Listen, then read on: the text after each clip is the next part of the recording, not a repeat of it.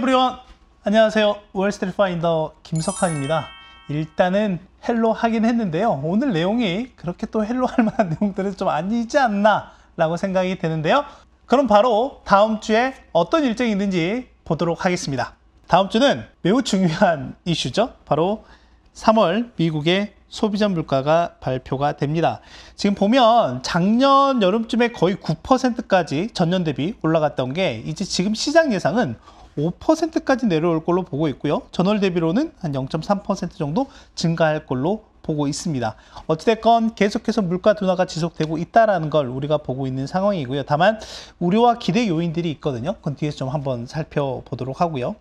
또 하나는 기대 인플레이션과 관련한 지표들을 월요일에는 뉴욕 연은에서 발표하는 소비자 기대 조사와 그리고 금요일에 미시건대 소비자 기대 조사에서 발표하는 것들이 있거든요. 여기에서는 방금 말씀드렸던 것처럼 기대 인플레이션과 관련한 내용들입니다. 그리고 또 하나는 소비자 심리지수, 미시건대에서 발표하는 것, 이것도 역시 중요한 요인이니까 같이 한번 보시면 좋을 것 같고요. 또 하나 실물경제 지표가 발표가 됩니다. 미국의 3월 산업생산과 소매 판매, 특히 이 소매 판매가 중요하겠죠. 최근에 연초 이후에 비하면 이 소비와 관련한 부분이 좀 둔화가 되고 있는 흐름들이 좀 나타나고 있기 때문에 그렇다라고 보면 될 것 같고요. 나머지 일정들 중에서도 보면 오펙이라고 하는 곳에서 원유 시장 보고서를 발간을 하거든요. 그런데 이에 앞서서 미국 에너지 정보청인 EIA라고 하는 곳과 그리고 국제 에너지 기구인 IEA에서도 원유 시장과 관련한 보고서를 발표하니까 여기서도 같이 좀 체크를 하시면 될 것 같고요. 그리고 그에 앞서서는 우리나라에서는 이제 화요일에 금융통화정책회의가 있을 예정이에요. 그래서 아마 이번에도 금리를 동결하지 않을까라고 좀 보고 있고요. 뭐 다음 주에도 계속 주요 연준 위원들의 발언들이 좀 예정이 되어 있다라고 보면 될 것 같고, 특히나 월요일에 존 윌리엄스 뉴욕 연은 총재와 그리고 화요일에 닐 카시카리 미니애폴리스 연은 총재의 발언들을 좀 주목해 볼 필요가 있겠습니다. 또 하나 중요한 거는 3월 FOMC 회의록이 공개가 돼요. 아마 은행 안정성과 관련한 얘기들이 아마 많이 오고 갔을 텐데 여기에서 어떤 내용들이 있는지 한번 볼 필요가 있을 것 같고요. 이제 본격적으로 여기 보시면 1분기 실적 시즌이 이제 시작이 됩니다. 이제 이게 가장 중요한 시장의 관심사겠죠. 그래서 다음 주에는 이런 일정들이 있습니다. 그야말로 슈퍼위기입니다. 자, 그러면 말씀드리고자 하는 내용들 좀 한번 살펴보시면, 일단 최근 시장 내용에 대해서만 좀 한번 말씀을 좀 드려보면, 일단은 제가 봤을 때는 약간 좀 진퇴양난이지 않나 라고 좀 생각을 하고 있는 상황이거든요. 여기 보시면 최근에 나스닥 100 지수와 러셀 2000 지수를 한번 좀 비교를 해보시면 적어도 연초 이후에 계속 동일한 방향성을 가지고 움직였었거든요. 그런데 제가 지금 이렇게 선을 그어놓은데 이때가 바로 은행 사태가 발생했었던 시점이었죠. 그 이후부터 보면 방향성이 완전히 이렇게 갈리는 모습을 보이고 있어요. 자, 그러다 보니까 나스닥이라든지 S&P 500은 상대적으로 러셀 2000과 대비했을 때 상당히 강한 모습을 좀 보이고 있는데, 그러다 보니 여기에 보시면 빅2라고 하는 애플이나 마이크로소프트 또는 여기에 뭐 구글, 알파벳이라든지 아마존이라든지 엔비디아를 포함한 빅5 이런 기업들을 한번 보시면 이 기업들이 현재 S&P 500이나 나스닥 100에서 차지하는 비중이 거의 올타임 하이예요. 올타임 하이. 역사적 최고가다. 비중이 상당히 높다라고 보시면 될 것 같습니다. 저는 그래서 지금 보면 시장이 약간 과중편향되어 있는 상황이 아닌가, 빅테크 중심으로 해서 그렇다라고 보고 있고, 그러면 그렇게 만든 요인이 뭐냐라고 했을 때는 유동성입니다. 그럼 이 유동성이 여기에서 이제 발동이 됐죠. 그동안 지난 1년 동안 연준은 양적 긴축을 통해서 계속해서 연준의 대차지표상의 자산 규모를 줄이고 있었는데, 이번에 은행 사태가 발생하면서 지난 3월 한 달간만 대략 한 3,200억 달러 정도의 자산이 늘어나는 모습을 좀 보였거든요. 그리고 실제 이 자금이 양적 완화이냐 아니냐에 대한 왈가왈부는 있긴 하지만 어찌됐건 시중에 유동성이 공급이 됐다라고 하는 팩트는 사실이고요. 이게 시장이 유입이 됐는지 아닌지는 모르긴 하겠지만 어찌됐건 이게 시장을 끌어올리는데, 특히나 빅테크를 끌어올리는데 어떤 기재를 했다라고 보고 있는 상황이거든요. 그런 측면에서 봤을 때 이 유동성이 향후에 어찌됐건 연준은 계속해서 자산 규모를 줄이려고 하잖아요. 그랬을 때 유동성이 늘어나는 것과 줄어드는 것, 우리가 이 두 가지를 한번 생각을 해볼 수 있을 것 같은데, 유동성이 만약에 줄어든다라고 하면 어찌됐건 이 금융 안정이라고 하는 거, 그리고 또 하나는 이 은행의 위기 상황들은 좀 진정 국면으로 들어간다라고 볼 수가 있겠죠. 그런 측면에서 봤을 때 그러면 이건 다시 좀 시장이 이렇게 내려올 가능성이 있다라고 하는 거고, 만약에 계속해서 유동성이 늘어난다라고 하면은 이거는 은행 사태가 이게 다 덮어지지 않았구나라는 우려를 또 키울 수도 있는 요인이 되기도 하는 거죠. 이제 그러다 보니까 지금 약간 시장은 진퇴양난의 상황이지 않나라고 좀 생각을 하고 있습니다. 그래서 요거는 계속해서 팔로우할 필요가 있을 것 같고요. 제가 월스파 자리에서도 계속해서 말씀을 좀 드리도록 하겠습니다. 그럼 이제 본격적으로 물가와 실적 관련한 내용들을 좀 말씀드리려고 하는데, 지금 보면 이거는 이제 클리브랜드 연은에서 나오는 인플레이션 나우캐스팅이라고 하는 거예요. 지금 보시면 3월과 4월 데이터가 나와 있죠. 지금 그런데 중요한 건 뭐냐면 3월 달보다 4월 달에 지금 이렇게 튀는 모습들이 나옵니다. 그리고 특히 근원 소비자 물가 같은 경우는 거의 변동성이 없는 상황을 보이고 있고요. 오히려 4월 달에 이렇게 또 튀는 모습이 좀 나오고 있기 때문에 당장 3월 달 어느 정도 물가가 좀 둔화되는 모습이 나온다 하더라도 4월 달에 대한 또 우려가 이렇게 커지고 있구나라고 보면 될 것 같고요. 그러니까 물가가 쉽게 꺾이지 않고 있다라는 흐름이고요. 실제 지난주에 유로존을 비롯한 유럽 내 주요 국가들의 소비자 물가도 발표가 됐는데, 공통점은 이거였어. 그러니까 전체적으로 헤드라인 같은 경우는, 여러분들이 보시는 식품과 에너지를 포함한 헤드라인 같은 경우는 이렇게 크게 감소하는 모습을 보이긴 했지만, 코어, 그러니까 여기는 식품이나 에너지가 제외되잖아요. 이것들은 여전히 이렇게 견고한 모습을 보이고 있더라라고 하는 거고, 그게 미국에서도 동일하게 나타나고 있다라고 보면 될 것 같습니다. 지금 보시면은 이 물가가 내려올 듯 말 듯한 모습들을 좀 보이고 있잖아요. 그리고 특히 파월 의장이 얘기한 식품과 에너지를 제외한 근원 물가에서 주거비를 제외한 것까지 본다라고 했는데, 그게 바로 이제 슈퍼코어 물가인데요. 지금 요거 같은 경우는 이렇게 올라오는 모습을 좀 보이고 있었단 말이죠. 이게 향후에 어떻게 움직이는지가 매우 중요하다라고 좀 말씀을 드리고 싶고, 지금 보시다시피 이 콜 스티키라고 하는 거는 근원 서비스 물가이고요. 이게 근원 상품이고요. 이게 이제 아까 말씀드린 슈퍼코어 물가다라고 보시면 될 것 같은데, 보시다시피 상품 물가는 뚝뚝 떨어지는 모습을 보이고 있지만 서비스나 슈퍼코어 물가 같은 경우는 약간 견조한 모습을 보이고 있죠. 이런 움직임들이 계속 유지가 되고 있는 상황이다라고 보면 되겠습니다. 그리고 이제 여기에 또 하나 이슈가 될 만한 게, 이번 주에 오펙이라고 하는 곳에서 감산 결정을 했어요. 갑작스럽게. 지금 보면 대략적으로 전체적으로 보면 한 하루에 150에서 160만 배럴 정도 감산할 걸로 보고 있는 상황이고요. 이제 이렇게 된다고 하면 전체적으로 에너지 가격 상승 압력을 키우는 요인이 된다라고 보면 될 것 같고요.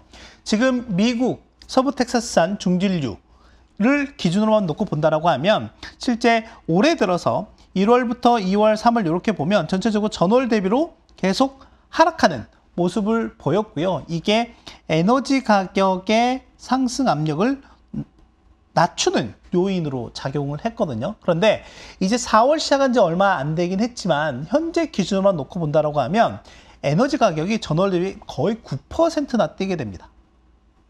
이거는 부담이에요.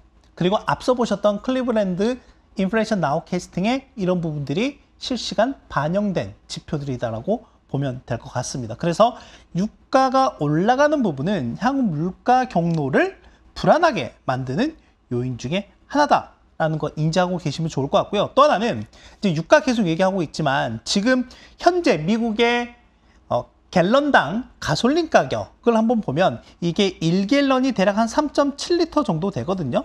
그 기준으로 이제 계산을 좀 해보면 지금 연초 대비 그렇게 크게 높아진 상황은 아니에요. 거의 연초 가격과 비슷한 갤런당 한 3.5달러 정도가 유지가 되고 있다. 근데 작년에 가장 높았을 때가 5달러예요.